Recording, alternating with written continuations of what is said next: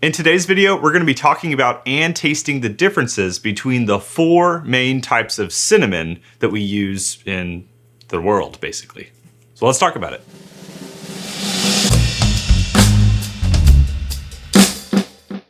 So I have been naive for a long time to the fact that there are lots of different kinds of cinnamon. I would originally just go and buy cinnamon sticks and assume that all cinnamon was the same. Again, naively so. I recently, of course, I learned about it a while back that there are differences between them. I then wanted to learn and see what the differences are for mead making specific. I'm not talking about baking. I'm not talking about any other thing other than mead making, maybe brewing as a whole. The 4 main types are, I've got some notes I'm going to reference, Ceylon or Ceylon, I don't know how you say it exactly, Cassia, Saigon, and Korintje. Korintje, again, if I'm saying things wrong, I apologize. I'm trying to do my best here.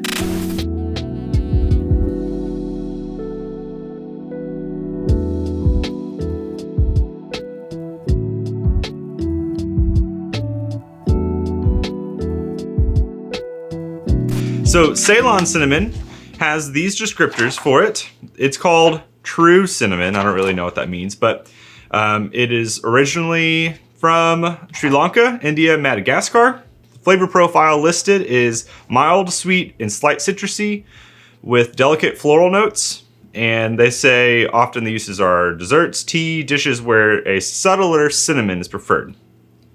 And we'll talk about the different ways you can source these cinnamons, but let's just describe them first. So that's Ceylon or Ceylon. Cassia, or Chinese cinnamon, is from China.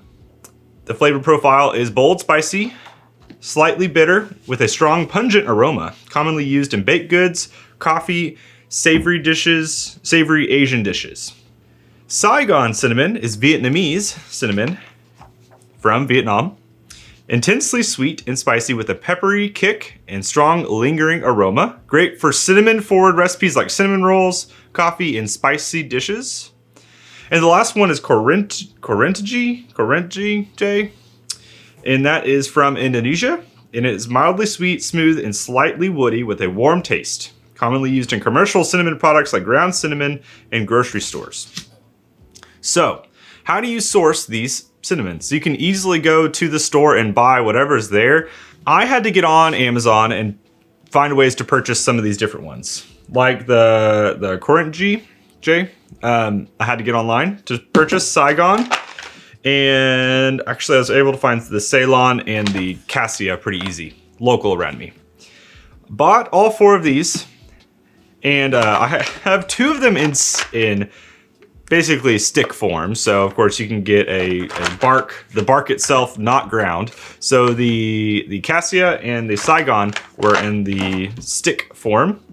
And then I had to get powdered forms of the other 2. Will it affect how much you use in your brew? Yes, and we'll talk a little bit about that. So for this test, it was super simple. All I did was I made an orange blossom traditional mead. I mixed up a bunch of orange blossom honey with water and some wine yeast. We fermented that out. This brew is like 10 to 12%, I think. Once it got through fermentation, we stabilized it so that we could backsweeten in the future.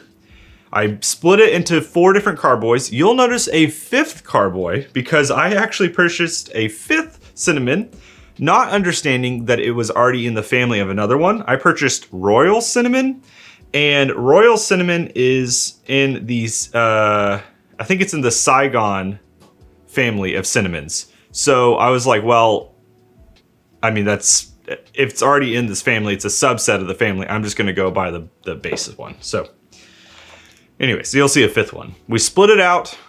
We added a cinnamon stick to each one of those that had cinnamon sticks, and then a honestly kind of guesstimate of how much powdered cinnamon to add, because it's a little different when you add powdered cinnamon. We mixed it up. We let the cinnamon sticks and the powder sit for a couple days. They moved pretty quick. It was probably 3 or 4 days of sitting on the cinnamon, and then we back sweetened with more orange blossom honey, slightly more orange blossom honey, just to give it a little bit of extra honey flavor and sweetness. And we bottled them. We put them in these 187 milliliter bottles, and I waited probably 2 or 3 months to taste them, and I got my buddy BC over to do the tasting. So this was a super simple test. You saw the descriptors.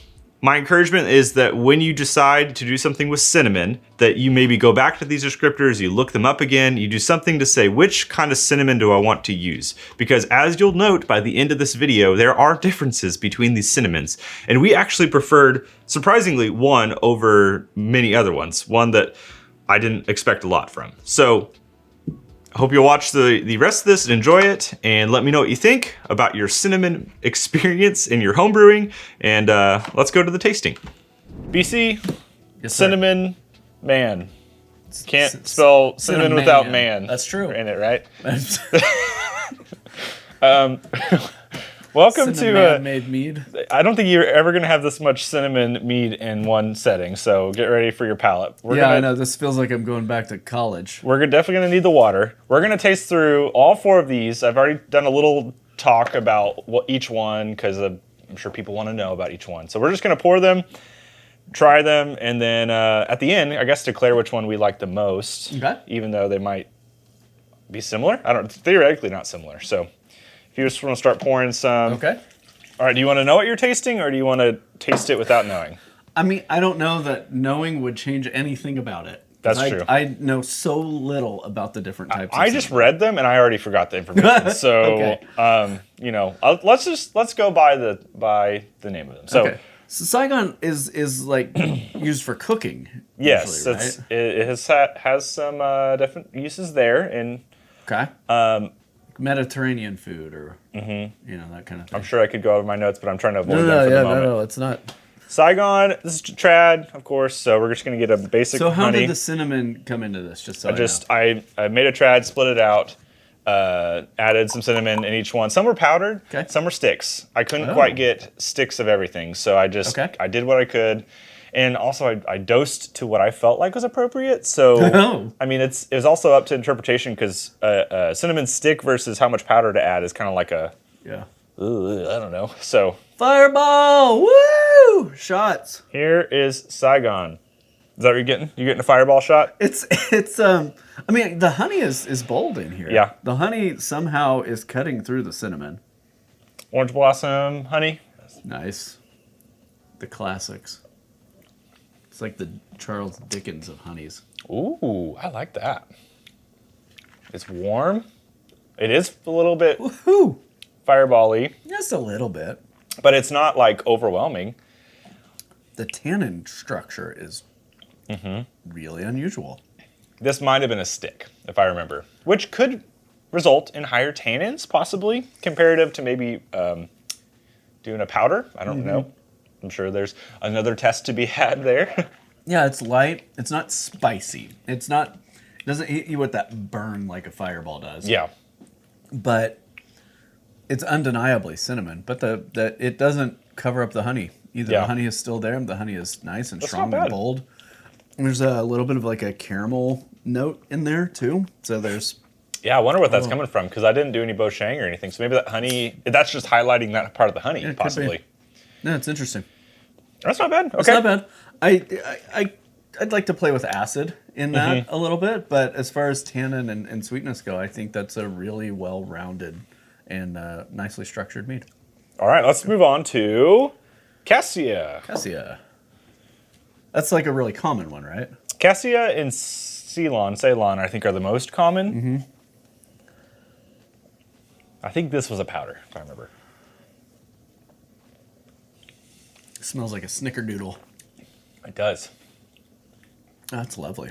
That is nice. It's really delicate. It is very. It's Again, not a not punch. spicy. Uh-huh.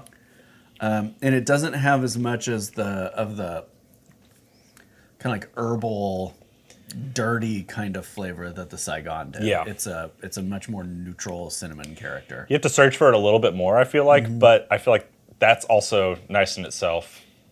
That's the balance of cinnamon, though. As I've found as I make my apple cinnamon, each iteration I have to really figure out how to dial in how much cinnamon to add. Yeah. In what level. And for that, and for the blueberry cinnamon, are you going for a very specific cinnamon, or That's the thing is I've played around so much with it now where I'm like, some people like it heavier cinnamon, some people like it lighter, and so you kind of, I don't know, I'm trying to find that middle ground. Gotcha. And that's the hardest part. Gotcha. I think that's very smooth. I do like that it's not so punch in your face cinnamon. Yeah, it's but lovely. it's still there for sure. It would be a good complementary cinnamon to pair with another flavor. All right, we're going on to Korintje. Yeah, that one. Ooh, okay. This one's definitely that rich. This one reminds me of like your standard aroma of cinnamon. No, like a cinnamon candle, like a Yankee candle. Yes, yeah. It's very like department store. It's a cinnamon sprayed Christmas wreath kind of smell. Oh, this is Christmas. This is so like Christmassy. Oh, it is. It's like Yeah. It's like a little bit of a roller coaster dip. It goes from big and bright and warm to kind of cool and long lasting. Yeah, on the exhale too, especially. It's long. I feel like this cinnamon definitely is like it lingers.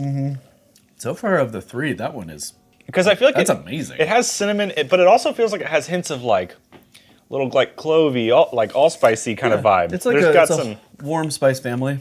There's almost a little bit of a citrus. That could be that orange. Maybe that's highlighting the orange. It could be elevating the orange blossom. It's because it's like zesty or pithy. Yeah.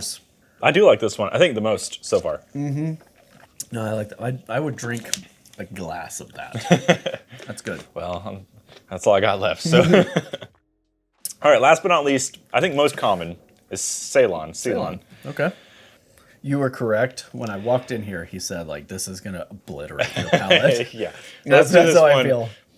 I mean, we still have maybe a palate expanders to shoot. So this would be an extra challenge to the palate expanders. Maybe we'll go get a slice of pizza or something to clear the... So this one reminds me a lot of this one.